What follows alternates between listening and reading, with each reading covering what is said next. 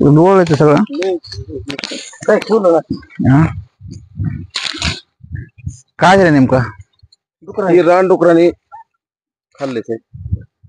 कुठल्या कुठल्या पिकाचं नुकसान झालं? बाजरी आहे, सोयाबीन आहे, मूग आहे, उडीद आहे. आणि मग काय वन विभाग कोणी लक्ष देतं काय? कुणीच लक्ष देत नाही याच्याकडे. दरवर्षी असं होतं? दरवर्षी असंच होतं,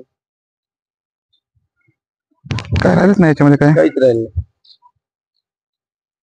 आसपास सगळं असंच आहे. असंच ठीक. प्रमोद निर्मळ. काय नेमकी अडचण आहे?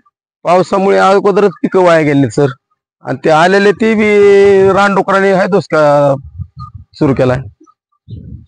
कुठले कुठले पिकाचं नुकसान झालं? बाजरी आहे, मूग आहे, उडीद आहे, सोयाबीन आहे. काय नेमकी तुमची मागणी? हे आता वन विभागाने बंदोबस्त करावा रानडुकराचा आणि शेतकऱ्याला नुकसान भरपाई द्यावी. कृषीतील जो डोंगराळ भाग आहे त्या ठिकाणी मोठ्या प्रमाणावर रानडुकरांनी हैदोस घातलाय. या ठिकाणी जर आपण पाहिलं तर शेतीचं आधीच अतिवृष्टीमुळे मोठ्या प्रमाणात शेतकऱ्यांचं पीक वाया गेलेलं आहे. त्यामुळे जे थोडंफार कष्टानं शेतकऱ्यांना आणलेलं आहे ते पीक रानडुकराच्या हैदोस घातल्यामुळं या ठिकाणी मोठ्या प्रमाणात नुकसान झालं आहे. वन विभागाचे लोक या ठिकाणी येत नाहीत, त्याची पाहणी करत नाहीत.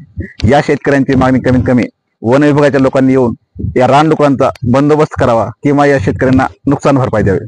दुसरी गोष्ट म्हणजे महाराष्ट्र सरकारची डॉक्टर श्यामाप्रसाद मुखर्जी जन वन विकास जी योजना आहे त्या योजनेअंतर्गत जी डोंगराळ गाव किंवा वन विभागाच्या जी गाव आहेत त्या गावातील लोकांना सौर कुंपण, शेतीला कुंपण घालण्यासाठी निधी मिळतो.